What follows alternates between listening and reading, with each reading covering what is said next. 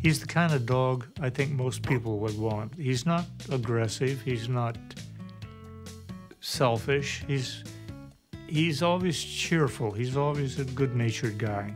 He's big, red, and beloved. I think that's one thing kids like about him, that he's not perfect. He's not really the dog that can just do anything. He knocks things over, he makes mistakes, and he's forgiven. He's forgiven because Emily loves him. And he sets a big example, gently teaching children how to navigate the world. Be honest, be fair, be helpful, things that you'd like to see every child learn. When Norman Bridwell created Clifford the Big Red Dog, he drew on a childhood memory. From the time I was a boy, I'd wanted a dog the size of a horse that I could ride. I tried riding a horse one time, and it was just awful. He wasn't a very nice horse. And so I thought at that time, well, if you had a dog the size of a horse, he'd be gentle. And I had him there in my mind. And I just thought it would be funny to have a little girl with a really big dog. But in the beginning, Clifford wasn't Clifford. I was going to call him Tiny. And I said, well, that's so obvious and kind of stupid, you know. He said, all right, you name it. Norman's wife, Norma, named him after an imaginary friend she'd had as a child. That the really big dog turned out really red was a spark of childlike creativity. I had a jar of red paint on my desk when I did the original painting. And for some reason, I just thought, well, I'll make him a little different. And I put my paintbrush in the red jar and I painted the dog red. The red seems to reach children's something in their psyches. So Clifford sprang to life and then quickly moved off the page and straight into our hearts. It all started with Norman, I believe.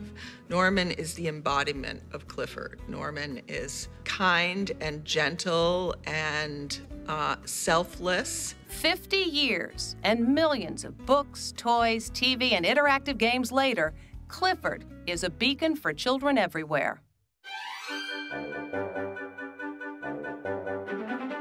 To visit the man behind Clifford, you take a ferry and then venture to a place that bears more than a passing resemblance to the Birdwell Island of the TV show.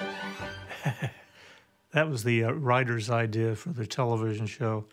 My name is so often pronounced Birdwell, and they wanted to name it Birdwell Island and make it on like Martha's Vineyard. So I went out and I took pictures of some of the buildings, and they worked from those to design the settings. Norma and Norman Bridwell discovered the island off the coast of Massachusetts while looking for a place to honeymoon. Being commercial artists, we didn't have a lot of money, so I wanted to go to San Francisco, but that was a very expensive trip. So a friend of hers had seen something in the paper about the Storybook Isle of Martha's Vineyard. The Storybook Isle would eventually become the home of the storybook writer. All because of one weekend, Emily Elizabeth. That's right, just like the girl in the stories. Well, were you worried? I'd been out of work for about, 2 months with nothing coming in. And we were using up all of our reserves, and he was getting a little desperate. Norma had an idea about how to open up a new line of income. I suggested that he do some samples and see if he could get a children's book to illustrate. So I did about 10 paintings of various things that I thought would be amusing to children. And then an editor gave him a better idea. She said, why don't you try writing a story, and if they buy your story, then you can do the pictures. And she pointed to a painting I'd done of a little girl with a big red dog. And he went home, and there wasn't anything else to do over the weekends except babysit. And Emily just introduces herself, says, I've got a dog.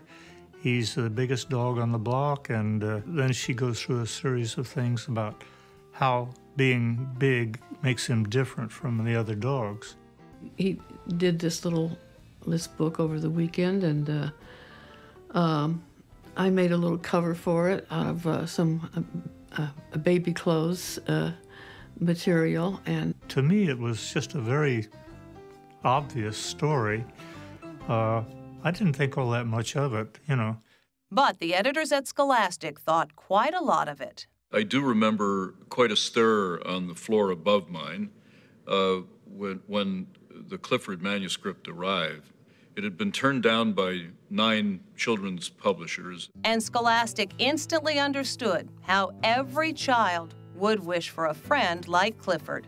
Clifford was a lovable dog, an awkward character, shy, very big and therefore always bumping into things and causing a stir. And in Clifford, children saw themselves. When Scholastic called, I remember getting on the phone, and the lady says, I'm with Scholastic Books, and we want to publish this book that you have here, Clifford the Big Red Dog. And my voice went from this up to something like this. My throat closed up because I simply couldn't believe it. And even now I can't believe it. Clifford, because he portrayed growing up and portrayed understanding the world and portrayed also his virtues, his courage, his kindness, his ability to help others because of his size. He became a kind of a way of helping people, helping children, that was exactly what Scholastic itself was trying to do. Perhaps Norman Bridwell created a character synonymous with growing up because when he was growing up in the small town of Kokomo, Indiana, he had his own trouble fitting in. I was always in a position of not being very highly thought of, you know. That led him to create a world where all children were included. Well, it just seemed like the natural thing. Children of different races. We thought it would be a good idea to have a diverse population. I didn't actually plan it. It just worked out that way. I just thought it made a little chance to have a more colorful cast. Colorblind from the very first book, but if Norman's prediction had been right, there might But somehow we've managed to keep going. Going strong, indeed, with more than 126 million books in print in 12 languages worldwide and a hugely popular TV show, which debuted on public broadcasting in 2000 and has aired continuously ever since. Don't worry, Clifford. I'm sure Mrs. Grumbly's going to really like all of us. È meraviglioso avere un grande amico come te. Bedenk maar, er is niets wat jij kunt doen waardoor ik niet meer van je zou houden. The mission of the show was to allow children at a certain stage of their lives, principally when they're starting to leave home and go into communities and socialize and learn, to recognize the challenges of that. And one of the big issues that we were hearing from preschool teachers and caregivers was that kids were having a tough time getting along, figuring out how to be with kids who are different and authority figures who weren't their parents. And so we decided to develop this credo for the show, which were the 10 big ideas. And they were basically some life lessons about being a good person, being a good friend, having respect. And we developed them with a team of early childhood educators. Set on Birdwell Island with Norman's diverse cast of characters, the show trumpets these big ideas, all designed to help kids understand that good friends are what life is all about. Cleo, T-Bone, and I have rules we like to play by, but it sure made me feel good that you tried so hard. I do like to help people. Emily Elizabeth says everyone is special. We play fair, and we always try to do what we think is right. Ironically, when we decided to do Clifford was a moment in time where kids' television became very edgy. It had a lot of influence from anime, from Japan. I felt if everyone's going that direction, we should do something that is really comforting for kids, that is simple, that is validating. We just thought that they still needed sort of safe, calm, lovely, happy storytelling. And so the show about a rite of passage has become a rite of passage of childhood. Clifford is timeless, but Norman's own Emily Elizabeth is more than 50 now, and he and Norma are in their 80s. She keeps me going. She believes, she's believed in me when I didn't believe in myself. She's been a very encouraging presence, and I can't live without her. I've been very fortunate to have been able to spend my life with this fellow. We are both getting to the point where we're thinking about what happens beyond our own lifetime, and we know that Clifford will continue to live. He had invented something that everybody loved, and he felt that everybody at Scholastic was part of the Clifford family and that he was part of the Scholastic family.